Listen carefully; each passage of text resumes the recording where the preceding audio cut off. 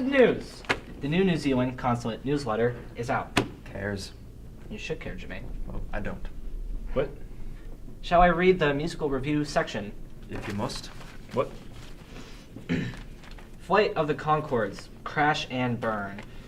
Doesn't sound too good. By Murray Hewitt. You wrote this. The Flight of the Conchords What? have great potential, but last night only playing with one guitar, the dad guitar, or bass in muso terms, and one air guitar, which was mimed, they were a musical embarrassment. 2 stars. 2 stars. 2 stars. You can't just give us 2 stars, Mary. 2 out of 5 stars. Well, I wish it was, but it's out of 100. Oh, I thought it was out of 5 stars. Well, don't tell people that. Say it's out of 5 stars. Can't we just use the emergency band funds to get my guitar back? Well, that's actually tied up in an investment right now. Well, what's the investment? It's a friend of mine from Nigeria, Nigel Saladu. Where'd you go to Nigeria? Well, I didn't actually go. That's the best bit. He just randomly sent me an internet letter with a business opportunity, and I went with it. In a few days' time, he'll return with my investment plus 1,000% interest and a share of his family's fortune. It's a scam. No, it is not a scam.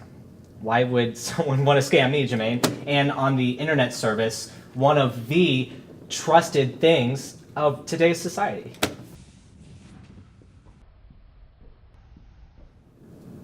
You got any food? Oh, you want a couple of biscuits, do you? We can order that. There you go. Fill that out. Okay. Take that. Write down how many biscuits you want. Okay. Put down your name, and you'll have to bring us some ID. Yeah. And then that gets sent back to Wellington. We'll have your biscuits by Tuesday.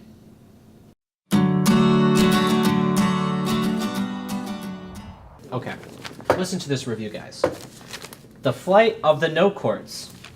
It was hard to tell if the band was a band or a mime troupe. No stars. So that's what they're saying about you. That's what you're saying about us. You wrote it. Doesn't matter who wrote it, Jermaine. This is what people are reading. This is the written report on you that someone has written. Yeah. You. Maybe. It says by Mary Hewitt. Yeah, I know. It's got your picture there. Yes. You're a band with no instruments. How does it feel? Very good. No, not very good. Can you think of any successful musicians without any instruments? Mormon Tabernacle Choir. I can't. Boyz II Men. Bobby McFerrin. Pavarotti. Brett's right. There are none. No one else is doing it. The venue doesn't want you back until you have instruments. Is that what they said? Yep, so guess what I've done? I've written up a timeline for you. If you have a look over here to show us how long it's going to take to get the money to get your guitars back.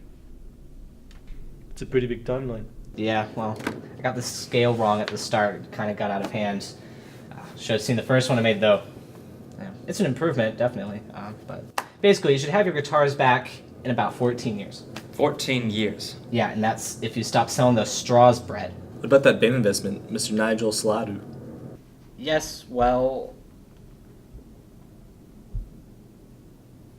I'm still waiting on that. I've got some good news here for you. Got you a paid gig. Oh, that's good. Yep, well, actually, it's just Brett. And it's not a musical gig as such. You'll be dressing up in a costume for a guy called Eddie. Eddie? Yes, you know Eddie. Yeah, my boss. Boss. Yep, well, he just called me up. We got all sorted. He said your phone wasn't working, and you've got a job if you want it. So he just left you a message? Yeah, well, it was a gig offer, wasn't it? No, it's already my job. So I can't get a cut of that? No, because that's already my job. I do that job. All right, note that down. No commission on Brett's job. How about you, Jermaine? What? Do you have an outside source income? Yeah, sort of. Well, I could work with you on that and get a cut of that. You don't want to. I'd like to. No. I need some money.